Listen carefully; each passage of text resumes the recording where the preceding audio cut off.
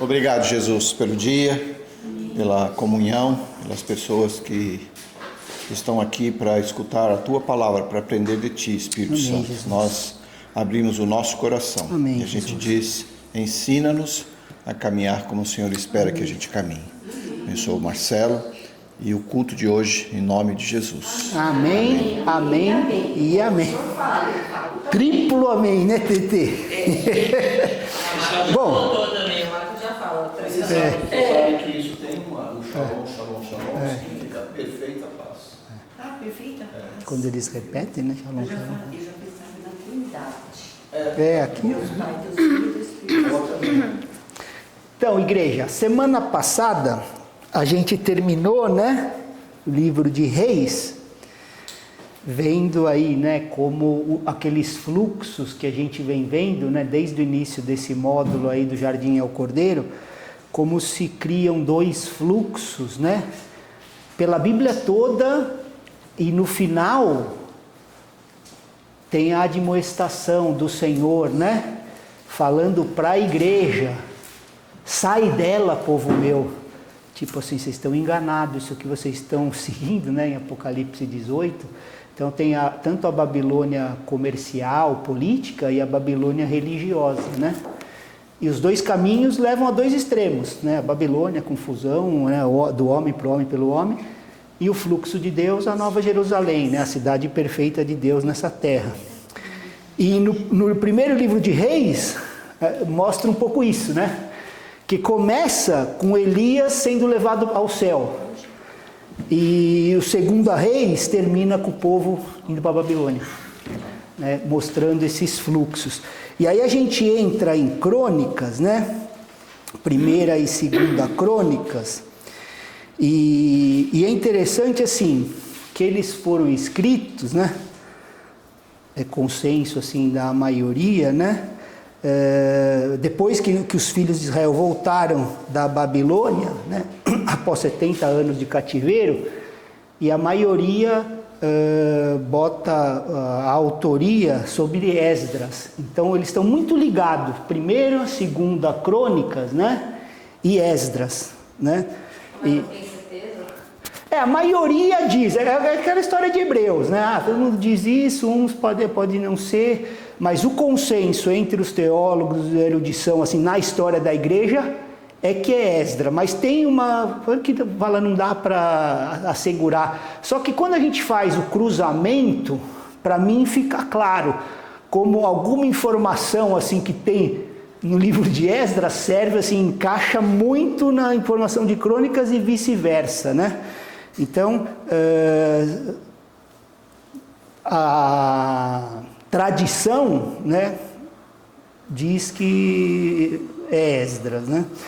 Eu falo isso assim mais porque às vezes eu ouvi, mas eu ouvi que... Porque tem uma corrente também que fala, não sei, né? Mas é mais baseado na linguagem, pastor? Assim, no jeito de escrita, né? Às vezes algumas coisas mais eruditas e outra uma linguagem mais simples, né? Mas aí também tem as transliterações, né, da época. Tem palavras assim que a gente teve dificuldade de traduzir, né? Então isso deixa para os acadêmicos assim ficar quebrando a cabeça, né? A gente vai mais no macro mesmo, né? Que assim, elas se completam. Tanto primeira, segunda Crônicas e Esdras falam basicamente a mesma coisa. Por isso que a gente vai fazer essa aula meio que dos três juntos, sabe? Daí depois a gente já mata Esdras aqui também nessa aula de hoje. E fala de dois fluxos, né? Como eu comecei falando dos fluxos. Um que era o reino do norte, né? Que quando teve a divisão, lembra? O reino do norte foram 10 tribos. E aí o reino do sul, 2, que era Judá, né? Que daí vieram os judeus, né? Então os reis de Israel, geralmente, né? Eram perversos, assim. Todos eles, perversos. Os de Judá alternava, né? A palavra é essa, eu ia falar muda não, alternavam, assim, era dois ruins, um bom, aí um bom. Então eles tinham, né, alguns bons reis e outros ruins, né? E aí o livro de Reis, que a gente viu, né, nas aulas passadas, eles lidam com as duas nações, né? Tanto o reino do norte, né, as 10 tribos, como o reino do sul. E o Crônicas vai lidar só com os reis de Judá. Está falando de uma linhagem. É legal a gente entender isso. Então ele começa com Saul, Davi e vai seguindo pelo reino do sul, né? Trazendo à tona as verdades espirituais do povo de Deus, né? Então, quando a gente lê esse livro, eu sei que tem muita gente que até pula quando entra em Crônicas, né? Eu mesmo, quando eu fazia as leituras assim, já tive vezes que eu pulava, né? Hoje eu já não consigo, mas eu pulava, porque era assim, só genealogia. Então você pega assim, 9 capítulos de genealogia, né? Abre o livro de Crônicas, dedicado inteiramente, né? E aí a gente fala, cara, mas por que nessa lista assim, cansativa, né, de genealogia para o povo que voltava do exílio? Porque isso aqui, a gente trazendo para nós, né, e nessa realidade, era questão de vida ou de morte espiritual. Porque o que eles estão traçando é assim, a sua linhagem. Da onde você vem? Por que você está aqui? Por que chegou até você? É um valor histórico. A importância disso, porque assim, é um povo preservado que é o povo do livro, o povo da aliança. Então eles mostrando isso, né? Então a gente vai passar em alguns versículos e vai ver, né, como ele fala assim de alguns graus, né? O Marcos falou do valor histórico, assim, na construção do muro, que tipo assim, quando põe o prumo, né? Porque assim, se tivesse 1 grau de diferença, a hora que subisse ele cairia. A mesma coisa nessa parte da genealogia, né? Então assim, vamos só ler do 1 ao 9, na verdade 1 Crônicas capítulo 1, versículo do 1 ao 9, não vamos ler 9 capítulos, né? Exato. Adão, 7 Enos, Cainã, Maalalel, Jarebe, Enoque, Metusalém, Lameque, Noé, Sem, Cã e Jafé. Os filhos de Jafé foram Gomer, Magog, Madai, Javã, Tubal, Meseque e Tiras. Os filhos de Gomer foram Askenaz, Rifate e Togarma. Os filhos de Javã foram Elisá, Tarsis, Quitim e Rodanim. Os filhos de Cã foram Cuxi, Misraim, Puti e Canaã. Os filhos de Cuxi foram Sebá, Avilá, Sabitá, Raamá e Sabtecá. Os filhos de Ramá foram Sabá e Dedã. Então, para vocês terem, vamos parar aqui, só para vocês terem uma ideia, né? Ó, a Adri leu o primeiro capítulo, 9 versículos. Só nesse primeiro tem 54. E depois dele tem mais 8 capítulos. Então, assim, mostrando toda a genealogia, né, de Davi, né, a raiz de Davi, aí Jesus. Então, começando com Adão e chegando, né, eu vou até mais um, chegando até a gente. Então, assim, por que isso? Porque Deus faz questão de mostrar que Ele está interessado individualmente em cada um de nós. Não é assim, o povo de Barueri, o povo de Alphaville. Não, é a Juliana que está lá, a Marilena, a Tereza que está lá. Nesse sentido é o cuidado de Deus com o povo dele. Por isso que Ele gasta tempo mostrando, desde lá no início, Adão, Enos, Cainã, e vai, né, chegando. Então, Deus interessado, Ele não está interessado a tantas pessoas, tinha milhares de... Não. Então, Deus conhece, né, a história da nossa vida. Ele sabe da onde nós viemos. né? Ele sabe a linhagem espiritual que ele está formando um povo em Cristo, né? Isso mostra o plano dele. Isso deveria assim, encorajar a gente, porque Deus conhece o nosso nome. A gente às vezes tem a dificuldade de internalizar um amor como esse, assim, que fala assim que cada fio da nossa cabeça está contado. Esse é o cuidado de Deus com a gente, assim. Não é, tá, a Karine lá, não. Ele sabe os fios de cabelo dela, como ele criou. E ele está interessado nela, na linhagem espiritual dela como família, uma vez que ela nasce de novo, né, e entra nisso. Então, muito dessa leitura é para a gente entender, né? E se a gente trazer para o natural, né, que a Bíblia fala assim, primeiro é o natural, depois o espiritual, para a gente conseguir entender as verdades espirituais, né? Por isso que Jesus usava tanta parábola, trazendo realidades natural, mas a verdade espiritual é que assim, não pode haver desvio na nossa linhagem. Não dá para a gente abrir concessões, né? Por isso que esse livro é tão rigoroso nisso, assim, um grauzinho já, né? Pequenas concessões que nós vamos abrindo, né? Vão nos deixar fora, né? Então eles precisavam aqui, falando de linhagem, provar que pertenciam à linhagem da promessa. E nós temos a promessa da nova aliança, a mesma coisa. E aqui eles precisavam provar, porque eles eram legítimos descendentes de Arão.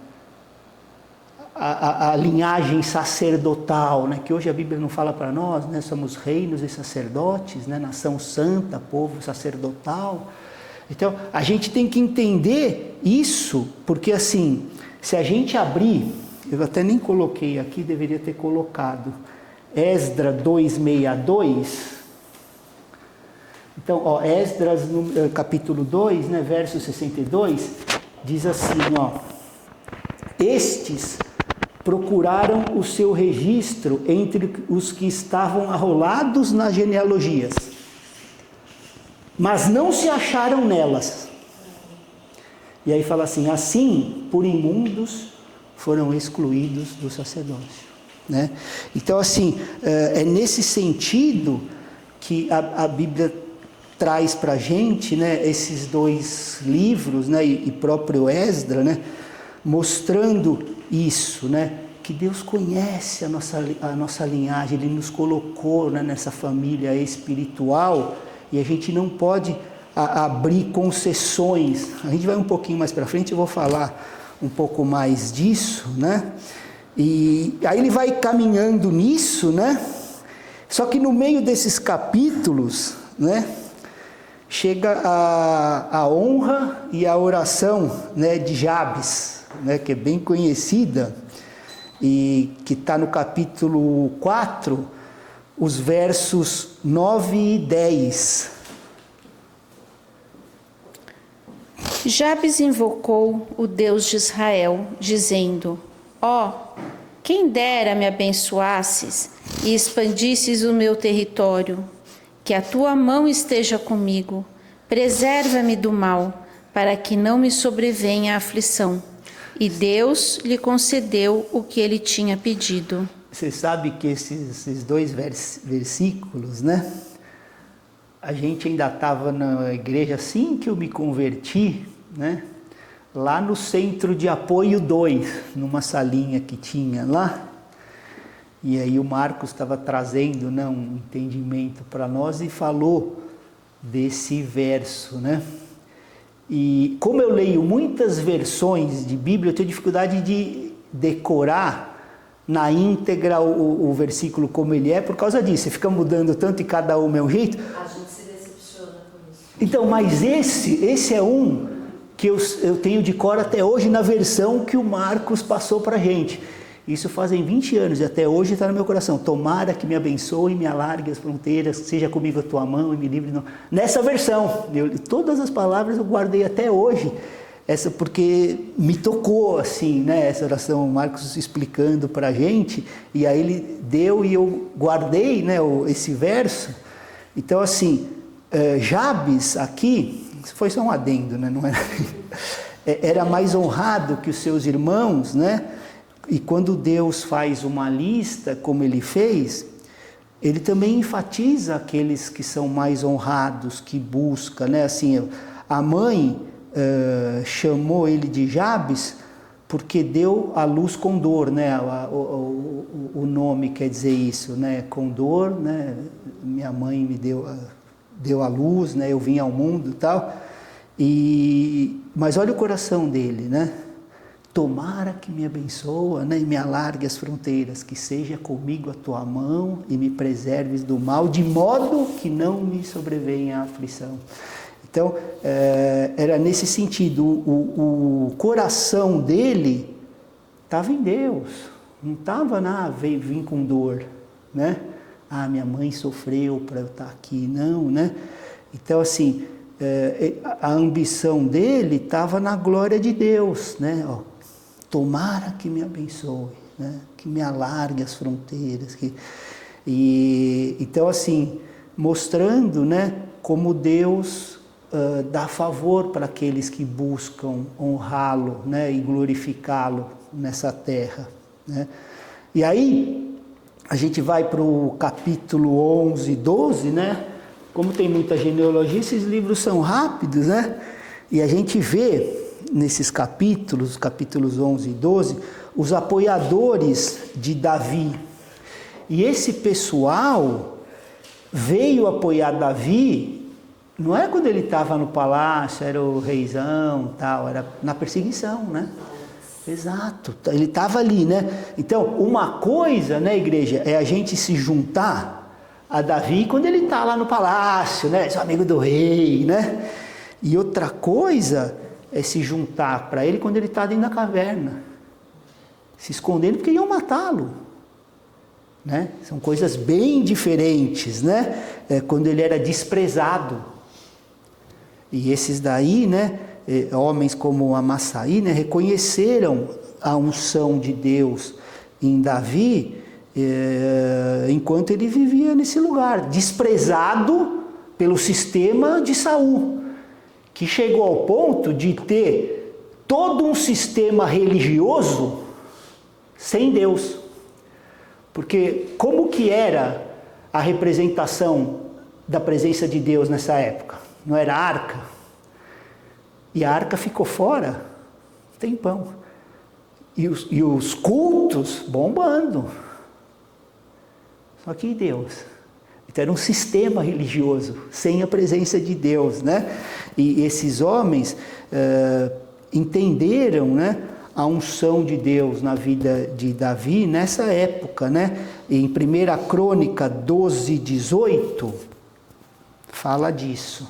Então, o Espírito veio sobre Amasaí, chefe do grupo dos 30, e ele disse: Somos seus, ó Davi, e estamos com você, filho de Jessé.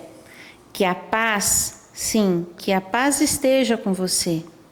E que a paz esteja com os que os ajudam, porque o seu Deus é quem ajuda você. Davi os recebeu e os colocou como capitães de tropas. Então, assim, é tremendo, né? A gente, quando se junta, né, com um homem de Deus, né, uma pessoa de Deus...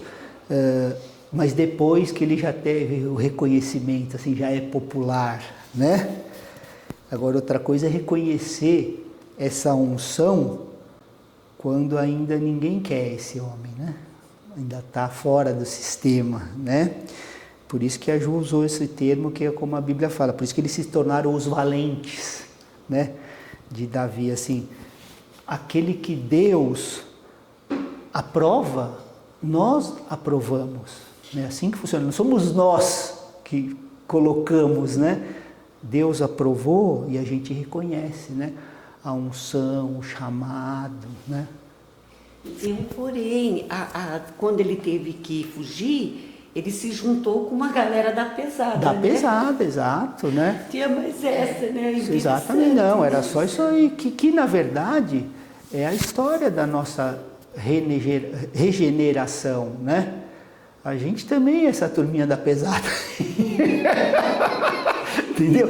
Comparando espiritualmente, né, Tetê, a nossa depravação sem Deus, ela é total, porque assim, até se a gente procurar fora de Cristo, viver sobre padrões morais altos, assim, exato, é sempre para obter alguma coisa, uma honra de homens, ou para se achar merecedor de algo, né? Porque eu faço isso, e nos tornamos legalistas, né? Então, essa é a nossa história, né? A gente é desse jeito aí, essa turminha da pesada, e Deus fala, não, vem, é só a gente reconhecer, né? O senhorio dele, que ele nos coloca, né, nesse exército, né? Então, Mas o bonito, pastor, disso é que ele, mesmo estando naquele meio, ele não se deixou levar, né? Não se corrompeu, ele né? continuou naquela, Deus é comigo, Deus é maior, né? Exato, né? Tinha os valores, né, que foram construídos no secreto, né? Quando ninguém estava vendo, né? A hora do leão, a hora do urso, né? Nessas horas, é que lá não tinha ninguém, vai lá da visão, era ele e Deus, né? Então, é onde a gente constrói mesmo a nossa vida cristã, né? O resto a gente usufrui, né? E edifica, né? Na comunhão, mas a construção é ali, né? É quando ninguém está vendo, né? Assim, quem nós somos no secreto com o Senhor, né? Como a gente, não só como a gente age, mas como a gente reage, que esse é o maior teste, né? Às adversidades, ao que a gente não quer, né? Aos problemas. Aí vai mostrar onde está o nosso coração, né? Aprumado com quem, né? A gente... E ali ele tinha tudo para, puxa, ninguém me quer, ninguém me entende, eu vou zoar mesmo. Né? Vou virar o lampião. Mas ele né? não se contaminou, né? Preservou, né? Por isso que a Bíblia mesmo diz no que... meio ali, meio exato, né? Que era mas tipo o meio dos fora da lei, né? Mas é por isso que a Bíblia diz assim, que era um homem conforme o coração de Deus, né? E entendia essas coisas. Não importava o como ele caía, mas era onde o coração dele estava depois que ele caía, né? E nisso é que mostrava o coração dele, né? E aí mais para frente, né, a gente vai ver a visão espiritual, quando entra lá no capítulos 22 em diante. Vamos ler 1 Crônicas 22, 5.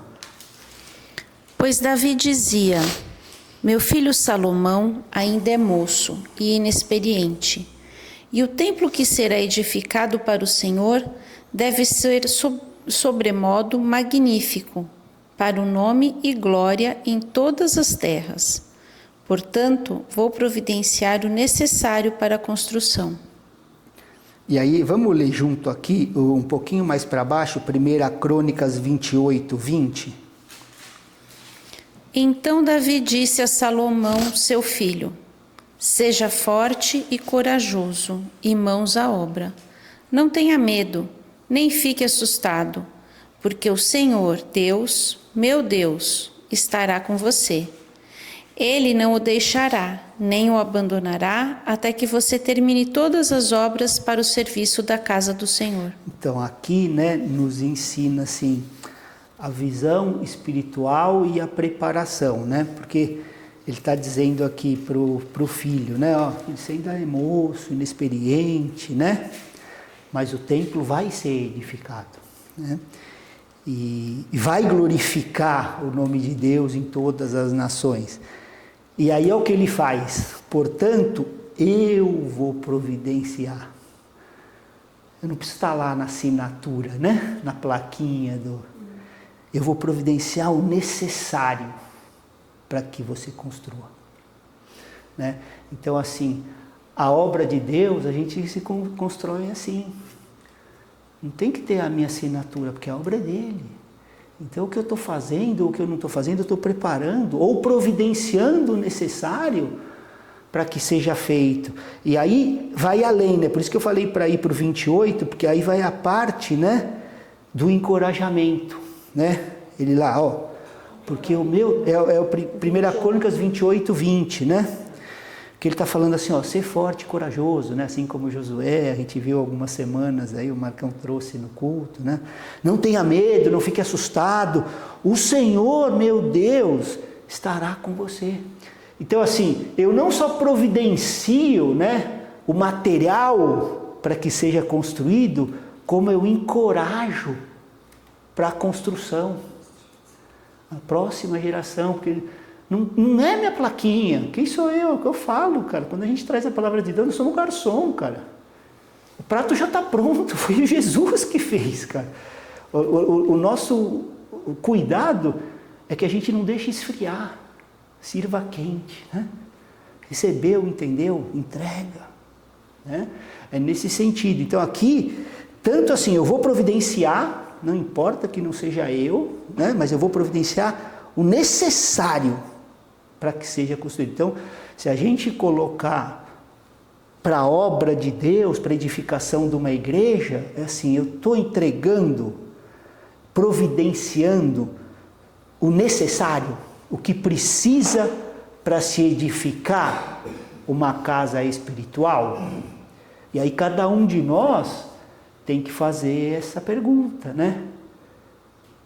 Se Jesus vir tomar um café na minha casa, eu vou falar para eles que eu estou providenciando o necessário para que seja construída a sua obra nessa região, nessa estação, com essas pessoas?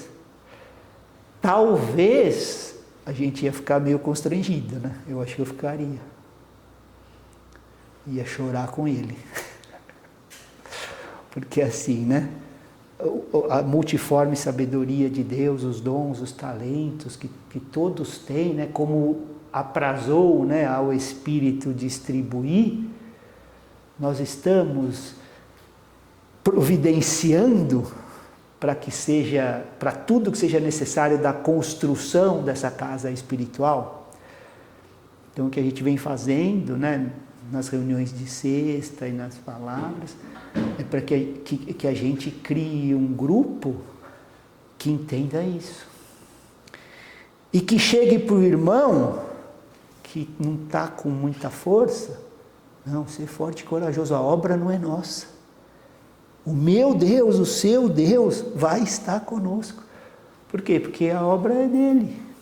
Nós vamos passar, a obra não. Né? Então, nesse sentido, é a visão espiritual e a preparação que esses livros nos ensinam a ter para a nossa aliança de agora, né? Por isso que ele mostra coisas no natural, às vezes fortes, né? Que nem a gente leu aí, né? Vocês não estão aqui, tal, malditos, tal. Mas no sentido do zelo e do cuidado que a gente precisa ter com essas coisas, né? Um pouquinho mais para frente, a gente deu agora no 28, né? Em 1 Crônicas 29, a gente vai ver, né, a visão dos videntes e o perigo do desvio, né? Algumas versões, né, quando fala assim vidente, eles eram chamados assim, por quê? Porque eles podiam ver adiante, né? Ver um pouquinho além, por isso que eram videntes, né? Que muitas versões trazem isso, né? Vamos ler então, a 1 Crônicas 29, do 26 até o 30. Assim, Davi, filho de Jessé, reinou sobre todo Israel. Ele reinou sobre Israel durante 40 anos, 7 anos em Hebrom e 33 em Jerusalém.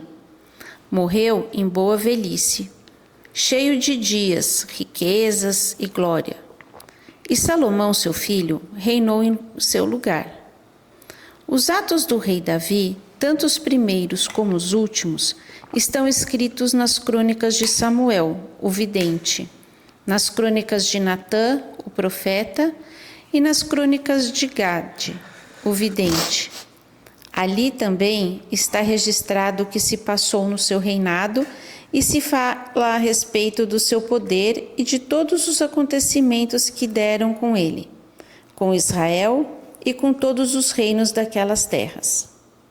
Então aqui, né, está falando disso. Quando eu falei dessa parte dividente, é que a gente tem, né, meio que nessa parte mística, né, dividente, mas nesse caso é aquele assim que consegue ver um pouco além, né? Então, tipo o Samuel, né, Gade, mostrando isso, né? Podiam ver um pouquinho além, e aí passavam para o povo essas coisas, né? E nesse capítulo, a gente quando falou lá no início da aula, né, dessa analogia do grau, assim, que um grauzinho, né, de desvio, no início é insignificante, né, tipo assim, isso não é nada, né, mas e se a gente caminhar quilômetros depois naquela direção do desvio? Onde a gente vai estar? Bem longe do destino, né, bem longe. Então, assim, esse livro trata disso, quando a gente leu, né, da necessidade da linhagem, de tomar conta se eu estou nessa linhagem, né? E quando o povo está reconstruindo o muro, eles não estavam só, assim, empilhando pedra física, né? O muro representava essa separação. Não, nós somos separados, a santidade. Então tinha uma representação ali nesse muro, né? Não era simplesmente, estou subindo um muro, empilhando pedra, né? Esse muro representa, assim, a separação entre o povo de Deus e as práticas pagãs. Não, aqui dentro é outra coisa. A gente não está misturado com isso, né? É nesse sentido. E aí, o desvio, né, de Sanbalat e Tobias, né? Os inimigos não tentaram apenas derrubar, isso é que a gente precisa entender, igreja, o muro pela força, né? Não foi isso, porque assim seria até, entre aspas, mais fácil quando o inimigo vem para derrubar, né? Você está com o muro em pé e eu venho lá para derrubar. O difícil é quando começa assim, propor alianças, diálogos com coisa que não dá, porque é o povo santo de Deus. Neemias 6:2, eu vou ler aqui na minha versão, porque isso eu também não anotei, né? Me perdoa, amor, que eu restaurei isso aqui, era 1h, aí faltou, ó. Neemias 6:2. Sanbalat e Gesem mandaram dizer-me: vem e congreguemo-nos juntamente nas aldeias no vale de Ono. Porém, intentavam fazer-me mal, né? Então, assim, é muito mais sutil essa conversa, né, diplomática, né, do que um confronto. Ah, não, mas todo mundo está fazendo assim, é legal, é moderno, né? E tal, e blá. E esses desvios sutis, né? Acho que é o plural, nem sei. Vão mostrando, assim, que no final você vai paralisar a obra de Deus, porque você está fazendo a obra. Aquela aliança Deus não permitiu. Então agora você está aliançado, faça a sua aliança. Né? A gente vê em outras coisas, né, o povo sendo enganado com aliança, né, e mesmo enganados pagaram o preço. Né? Tudo bem, a misericórdia de Deus nos alcança, né? Ele até parou o sol para que conseguissem vencer, né, essa batalha, mas nesse texto a gente vê isso, né, assim, um pequeno desvio de registro ou conduta já desqualificava 100%. Então a gente trazendo essas coisas natural para o espiritual, né? Para a gente entender a nossa responsabilidade na busca por santidade e que é Deus que faz a obra e é Ele que traz o método, a provisão, né? A gente participa, Deus está trabalhando, Ele nos chama para o trabalho, né? Não somos nós que, vem Deus, vem fazer o que eu estou fazendo. É o contrário, né? Ele já está fazendo a obra e nos chama, né? Então a gente precisa entender esse aí. E o prumo lá também, outro exemplo, lá em Amós, né? Aquela história do prumo, né?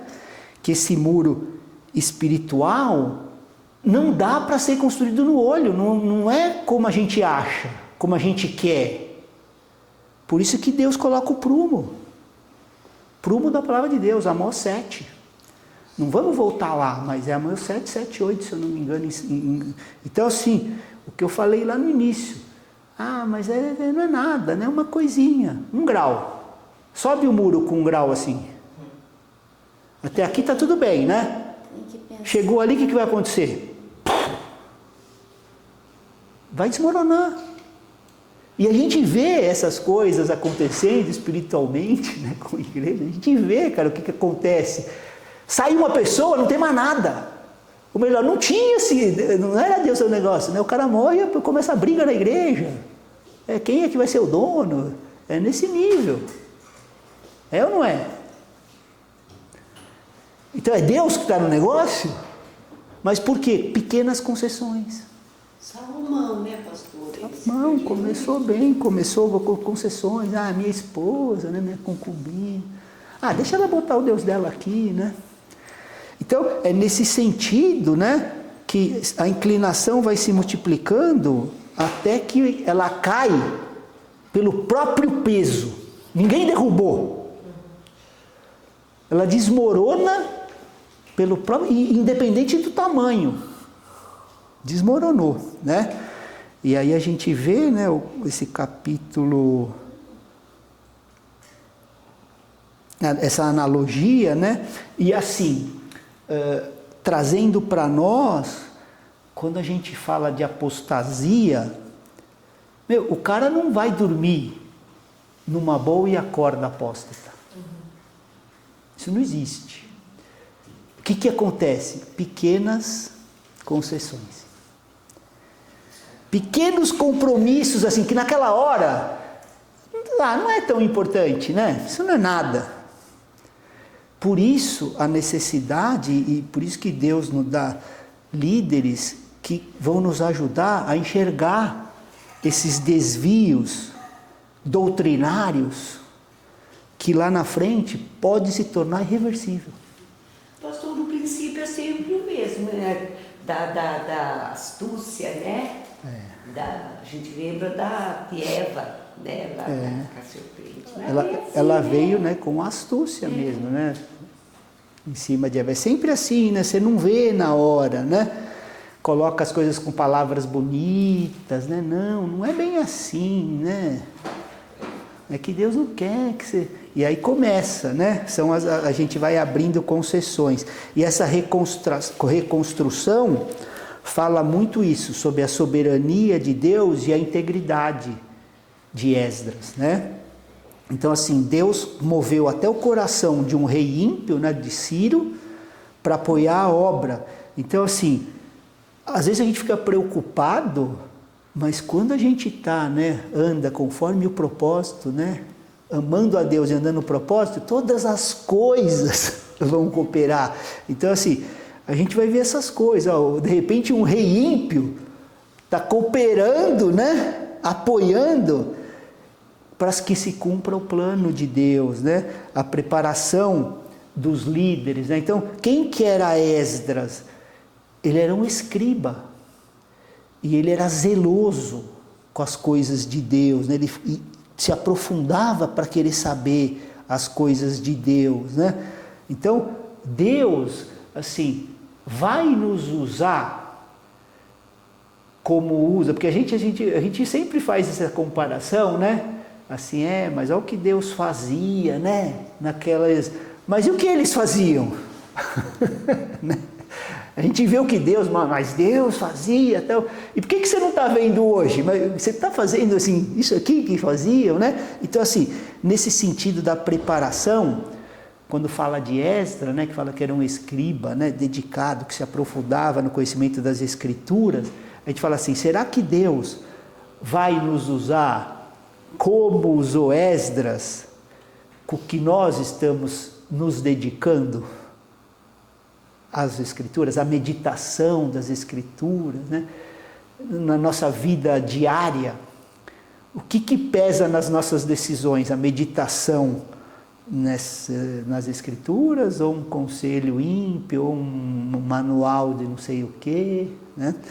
E a gente vai vendo. Será que Deus vai usar, falando em obra de Deus, quem não está levando a sério o tempo com a palavra de Deus? Né? Para a gente fazer esses questionamentos, né? E aí, os líderes, né, recusavam a ajuda externa de descrentes. Eu já falei isso até o domingo passado, né? Em Esdras 4, depois vocês forem olhar. Por quê? Trazendo para nós, porque a igreja verdadeira de Cristo, ela é construída por aqueles que nasceram de novo. Por isso é tão importante a gente entender isso aí, que é uma nova raça, um novo povo, né? Que Deus vai usar. A gente não pode esperar parcerias do mundo com um sistema corrompido. Não dá, mas tá tão cinza isso, que a gente tem que estar sempre atento. A igreja de Deus, ela é simples, ela é gloriosa, mas é Ele. E são as pessoas que nasceram de novo no Espírito, que discernem e que carregam esse encargo e esse privilégio, né? E o custo para a gente caminhar para o final, né, da restauração, por quê? Porque tem que se pagar preço, né, na reparação.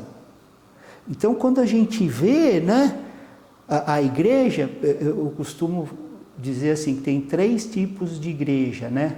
A saudável, né, que você está lá para edificar, para somar. A não saudável, que você vai ter que se dedicar para restaurá-la. E a falsa igreja, essa você foge. Porque essa não tem o que fazer. Né? Essa você foge mesmo, sai, né? E nesse sentido, na restauração, muitos preferiram ficar em Babilônia. Ah, não vou lá carregar pedra não, né? Tá maluco, né? Vou ficar aqui, que tá gostoso, né? Só que aonde que estava a unção, a obra do Senhor? Lá na construção, nesse muro, né? Então, assim, Deus, quando nos chama a fidelidade, né, e nesse sentido de reconstrução, de restauração, Ele vai ver a nossa fidelidade, né, onde está o nosso coração, e a coragem de ser sempre, de novo, uma minoria. É um engano achar que o Evangelho vai ser bem aceito pelo mundo. Não vai. A gente continua pregando para que o Senhor alcance, o Espírito Santo alcance aqueles que abrem o coração para entrar nessa família.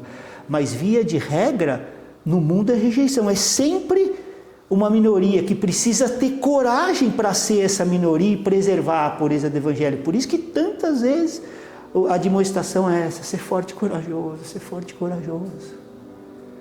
Porque é verdade, a gente não pode se enganar que eu vou falar uma verdade espiritual para uma pessoa que está no engano e vai falar, ah, que lindo.